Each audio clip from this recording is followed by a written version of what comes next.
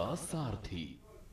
नमस्कार, मैं हूं मनोज मानस। उत्तराखंड की खबरों में आपका स्वागत है। खबरों का रुख करेंगे उससे पहले आपको दिखाते हैं इस वक्त के हेडलाइंस। हरिद्वार कुंभ मेला की तैयारियों की समीक्षा के लिए धर्मनगरी पहुंचे सीएम धामी। 34 कार्यों का शिलान्यास किया। देहरादून में स्मार्ट सिटी पर कांग्रेस प्रदेश अध्यक्ष गणेश गोदियाल ने प्रोजेक्ट को बताया घोटाला, परियोजना की निष्पक्ष जांच की मांग की। देहरादून में शिक्षा निदेशालय में तोड़फोड़, प्रारंभिक शिक्षा निदेशक पर जानलेवा हमला, पुलिस ने शुरू की जांच।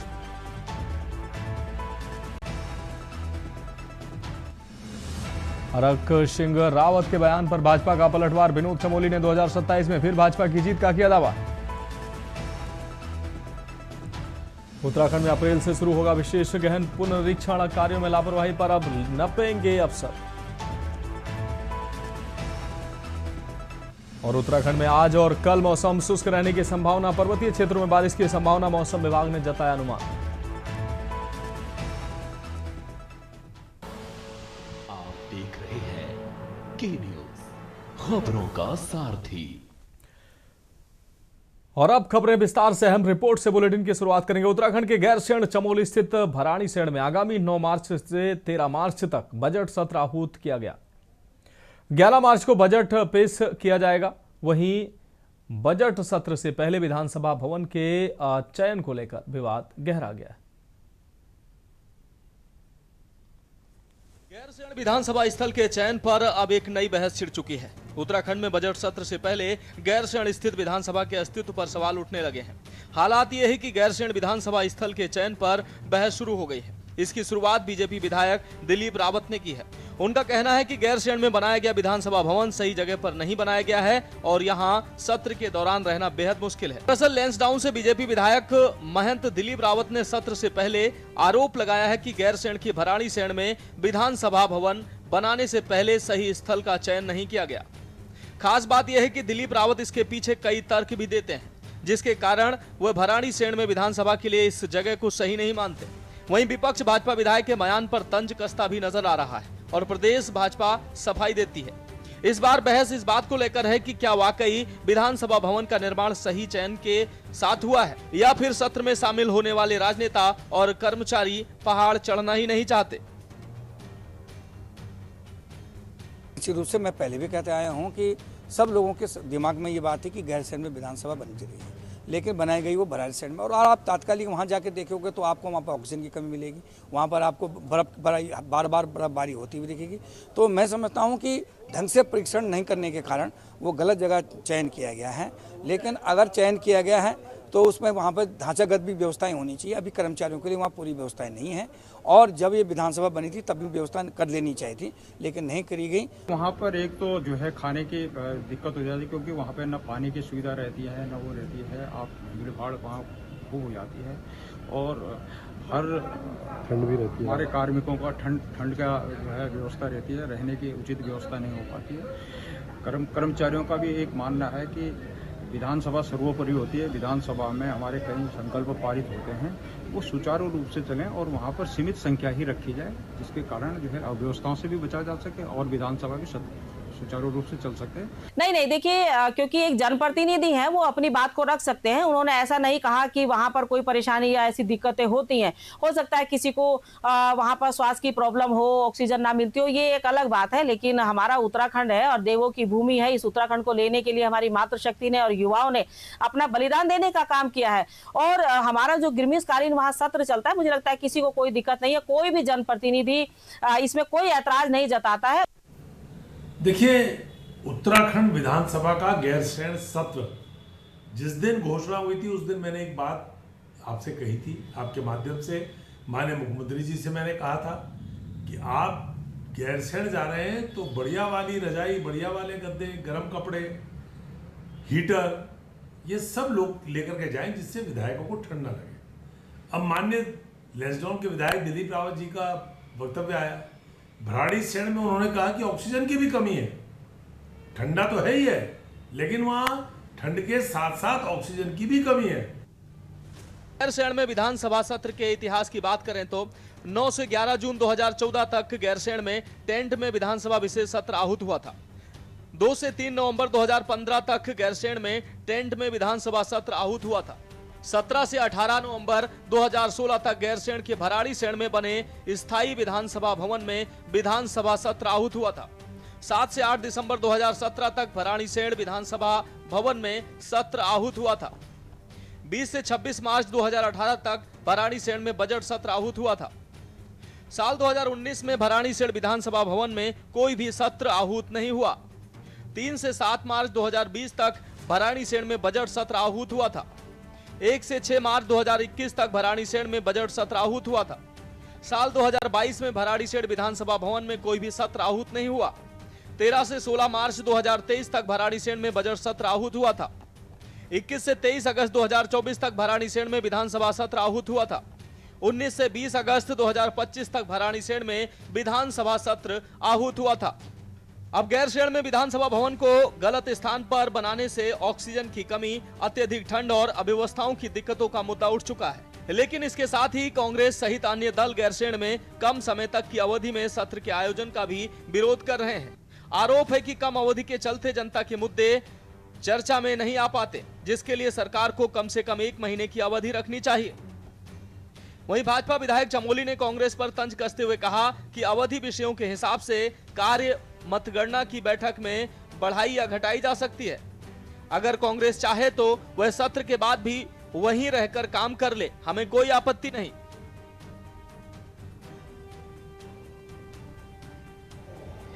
देखिए, मैं आपको स्पष्ट शब्दों में कहना चाहता हूं कि ऐसे ही जो है भारतीय जनता पार्टी को जुमलों की सरकार नहीं कहा जाता।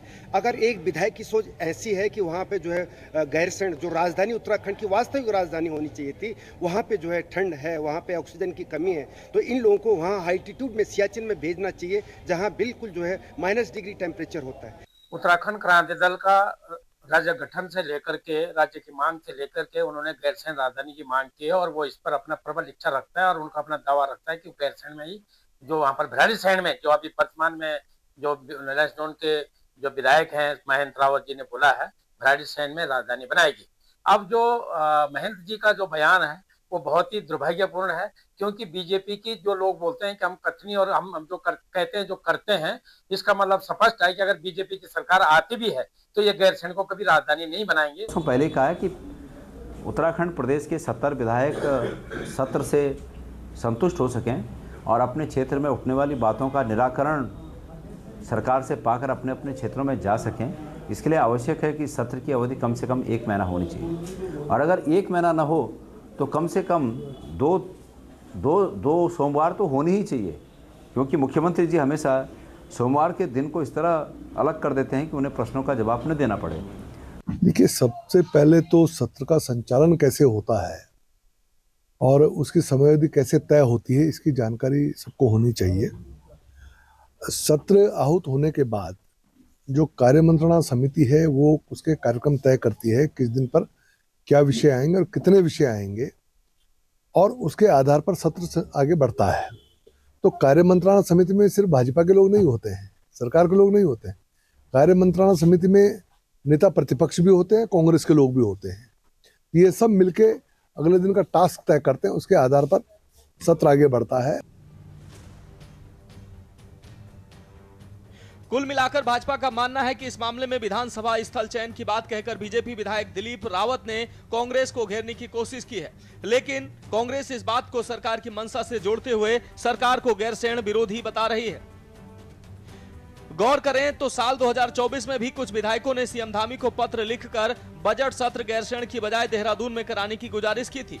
तब विधायकों की मांग को मानते हुए सरकार ने सत्र देहरादून में ही करवाया था। यहां तक कि 2025 बजट सत्र भी देहरादून में हुआ था। यहां गौर करने वाली बात यह है कि कांग्रेस की हरीश रावत सरकार के समय यह संकल्प पारित किया गया था कि बजट सत्र को उत्तराखंड की ग्रीष्मकालीन राजधानी गैरसैंण में ही कराया जाएगा। हालांकि समय के साथ इस विकल्प में संशोधन होते रहे। हरीश रावत विधायकों के ठंड लगने वाले बयान पर तंज भी कसते रहे और अब भाजपा के विधायक भी। ऐसे में सवाल यह है कि प्रदेश में रही कोई भी सरकार गैरसैंण को स्थायी राजधानी बनाने में अभी भी कतरा रही है। प्रदेश का दुर्भाग्य है कि राज्य बने 25 साल पूरे हो गए हैं, लेकिन इस राज्य को अभी तक राजधानी नहीं मिल सकी है। Uttarakhand desk report.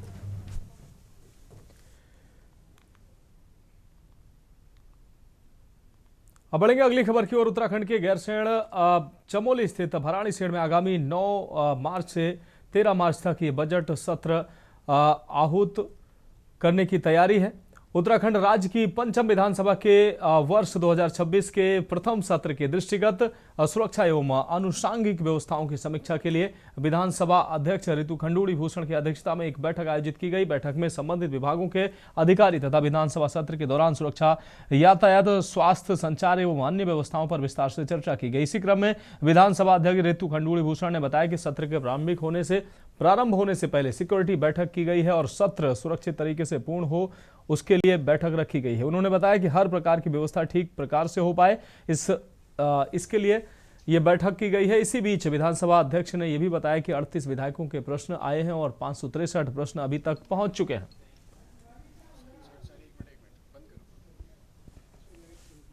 देखिए, ऐसा है, ये जो बैठक हुई है ये लगा हर बार होती है। सत्र के होने से पहले सिक्योरिटी बैठक होती है और किस तरह से सत्र चाक चौबंद तरीके से हो जाए, शांतिपूर्वक हो जाए, उसके लिए बैठक बुलाई जाती है। बिजली, पानी, डॉक्टर्स, व्यवस्थाएं वहाँ किस तरह से हो ठीक ठाक हो जाएं और सभी के लिए, चाहे वो कर्मचारी हो, चाहे वो अफसर हो, चाहे वो हमारे सदस्यगण हो, किस तरह से सबके लिए व्यवस्थाएं वहाँ सुचारू रूप से हम लोग कर पाएँ, इसी के लिए ये बैठक आज ली गई। हमें 38 विधायकों के प्रश्न आए और 563 प्रश्न अभी तक हमारे पास पहुँच चुके हैं। अब बात अगली खबर की करेंगे। उत्तराखंड विधानसभा का बजट सत्र इस बार पहाड़ की ग्रीष्मकालीन राजधानी गैरसैंण में आयोजित होने जा रहा है। सत्र 9 मार्च से शुरू होकर 13 मार्च तक चलेगा। सत्र की अवधि को लेकर विपक्ष ने सवाल खड़े किए हैं। विपक्ष का कहना है कि 5 दिन का समय जनहित के मुद्दों, प्रदेश की वित्तीय स्थिति और विभिन्न विभागों पर विस्तृत चर्चा के लिए पर्याप्त नहीं है। उनका तर्क है कि सरकार को अधिक दिनों का सत्र बुलाना चाहिए ताकि जनता से जुड़े मुद्दों पर गंभीरता से चर्चा हो सके। वहीं विधानसभा अध्यक्ष ऋतु खंडूड़ी भूषण ने सत्र को लेकर पूरी तैयारी होने का दावा किया। उन्होंने कहा कि 9 मार्च से सत्र निर्धारित कार्यक्रम के अनुसार शुरू होगा और विधानसभा सचिवालय पूरी तरह से तैयार है। उनका कहना है कि सत्र को सुचारू और व्यवस्थित ढंग से संचालित किया जाएगा। उन्होंने ये भी कहा कि सत्र की तिथियां सरकार की ओर से प्रस्तावित होकर उनके पास आती हैं। अध्यक्ष के तौर पर उनकी जिम्मेदारी सदन का संचालन करना है। यदि आवश्यकता महसूस हुई तो कार्य मंत्रणा समिति के बैठक के बाद सत्र की अवधि बढ़ाने पर विचार किया जा सकता है।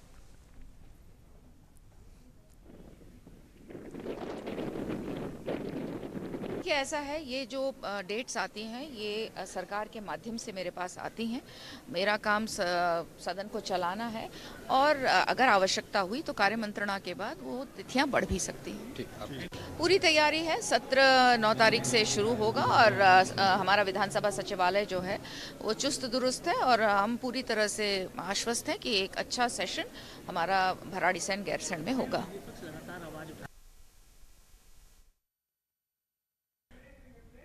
खबरों में वक्त एक ब्रेक का, जल्द हाजिर होंगे।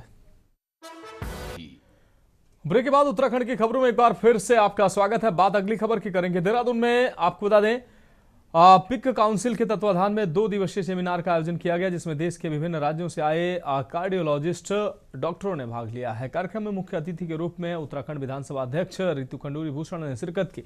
ये seminar cardiological society of India की पिक काउंसिल के अंतर्गत आयोजित किया गया जिसमें इस बार का मुख्य विषय महिलाओं में बढ़ती हार्ट और कार्डियोवैस्कुलर बीमारियों पर केंद्रित रहा है। विधानसभा अध्यक्ष ऋतु खंडूड़ी ने अपने संबोधन में कहा कि ये 2 दिवसीय कॉन्फ्रेंस महिलाओं में तेजी से बढ़ रही हार्ट डिजीज को लेकर जागरूकता फैलाने की दिशा में एक महत्वपूर्ण पहल है। उन्होंने कहा कि कार्यक्रम में इस बात पर गंभीर मंथन किया गया है कि महिलाओं तक हृदय रोगों की सही जानकारी किस प्रकार पहुंचाई जाए, समय पर जांच और उपचार कैसे सुनिश्चित किया जाए तथा गांव और शहर दोनों स्तरों पर जागरूकता अभियान कैसे प्रभावी बनाया जाए।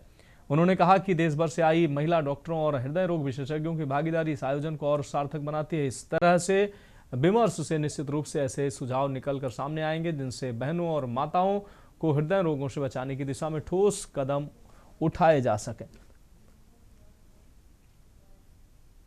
देखिए, ऐसा है, कार्डियोलॉजिकल सोसाइटी ऑफ इंडिया ने अपने एक जो उनका काउंसिल है, पिंक काउंसिल, उसके तत्वाधान में यहाँ पर एक हार्ट डिजीज़ पर, कार्डियोवैस्कुलर डिजीज़ पर एक 2 दिन की कॉन्फ्रेंस की है जिसमें इस बार की जो टॉपिक है वो महिलाओं में जो हार्ट डिजीज़ेज़ या कार्डियोवैस्कुलर डिजीज़ेज़ जो हो रही हैं उनके बारे में जनता तक या महिलाओं तक किस तरह से जानकारी दी जाए, उसके बाद किस तरह से उसका उपचार हो और अवेयरनेस किस तरह से हम महिलाओं के बीच में करें, इसके लिए ये 2 दिवसीय कॉन्फ्रेंस यहाँ पर हुई है।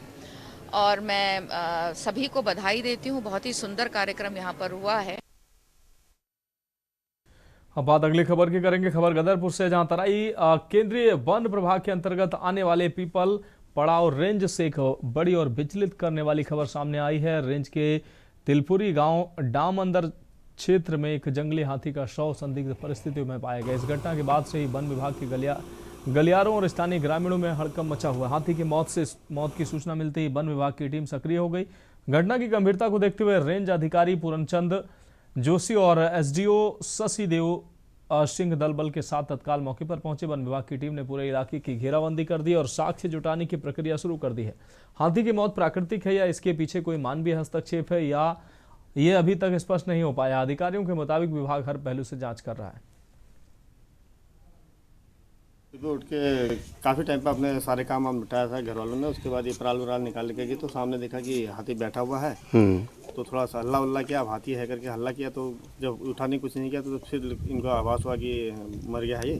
तो फिर मैंने ही रैन साहब को पिरड़ा वालों को फ़ोन किया कि यहाँ पर SSC के तिलपुरी भोपाल सिंह के खेत में ये हाथी मरा हुआ है। हम लोगों को सूचना प्राप्त हुई, हमारे आरक्षित वन क्षेत्र से लगा हुआ ये खेत है जिसमें एक वयस्क हाथी मृत अवस्था में दिखाई दिया था। डॉक्टर्स की टीम जो है पोस्टमार्टम कर रही है। पोस्टमार्टम की रिपोर्ट आने के बाद ही क्लियर पता चलेगा कि मौत का कारण क्या था। हमारे 3 डॉक्टर वरिष्ठ पशु चिकित्सक डॉक्टर राहुल सती हैं और 2 डॉक्टर और हैं, तो तीनों की टीम लगी हुई है। जैसे ही पुष्टि होती है तो मौत का कारण पता चलेगा। देखिए, आज सवेरे पीपल पड़ाव के स्टाफ को ये जानकारी मिली कि डैम क्षेत्र में एक हाथी मरा हुआ पाया गया है। जब मौके पर आकर के उसको देखा गया तो वो एक यंग एलिफेंट है, मेल है। और ये जो डैम का एरिया है जो जंगल से लगा हुआ है, इसमें इसकी डेड बॉडी पड़ी हुई थी। अब बात करेंगे अगली खबर की। देहरादून वन प्रभाग की थानों रेंज में फायर सीजन को देखते हुए वन विभाग ने मॉक ड्रिल आयोजित किया। इस दौरान national disaster response force, NDRF, state disaster response force यानी SDRF और स्थानीय ग्रामीणों ने संयुक्त रूप से भाग लेकर वन विभाग वन अग्नि से निपटने की तैयारियों का अभ्यास किया। मॉक ड्रिल के जरिए आग लगने की स्थिति में त्वरित प्रतिक्रिया, समन्वय और बचाव कार्यों की प्रक्रिया को परखा गया। दोनों आपको बता दें, थानों वन रेंज के रेंजर एलन डोभाल सहित विभागीय अधिकारियों ने ग्रामीणों को जागरूक करते हुए कहा कि वनों को आग से बचाने के लिए जन सहभागिता बेहद जरूरी है। उन्होंने अपील की है कि कोई भी व्यक्ति जंगल में आग लगाने या लापरवाही बरतने से बचे और आग की सूचना तुरंत विभाग को दे। फरवरी से फायर सीजन शुरू हो गया है। थानों रेंज के अंतर्गत 7 पुलिस स्टेशन बनाए गए हैं। सभी कर्मचारी या हमारे उच्च अधिकारी भी जगह जगह गांव में, स्कूलों में, सभी जगह बैठकें ले रहे हैं, गांव वालों से संपर्क कर रहे हैं।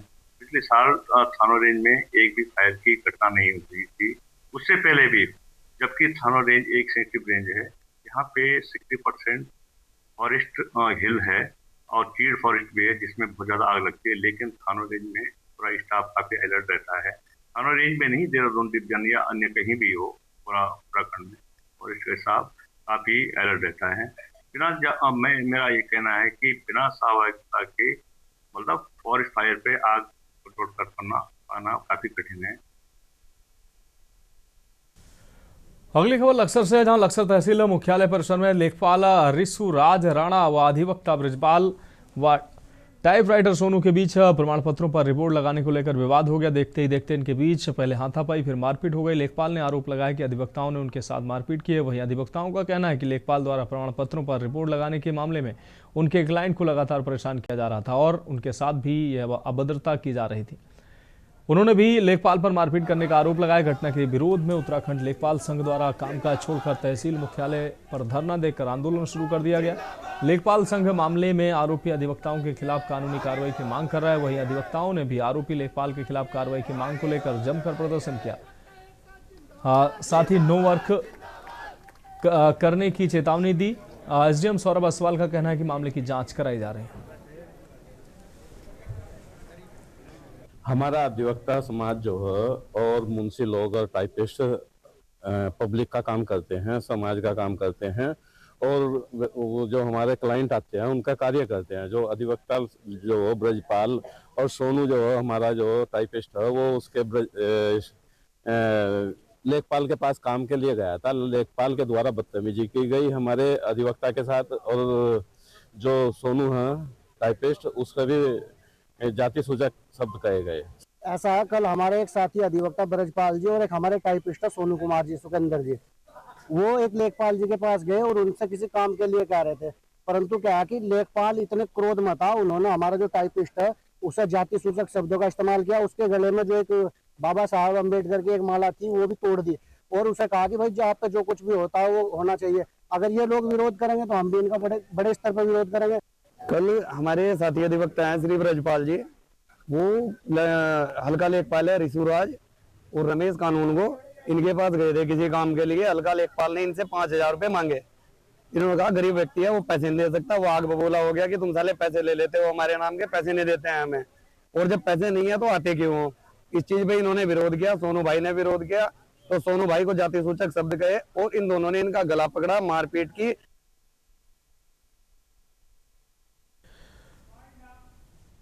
फिलहाल उत्तराखंड की खबरों में अभी के लिए मेरे साथ इतना ही। मुझे दीजिए इजाजत और आप देखते रहिए के न्यूज इंडिया।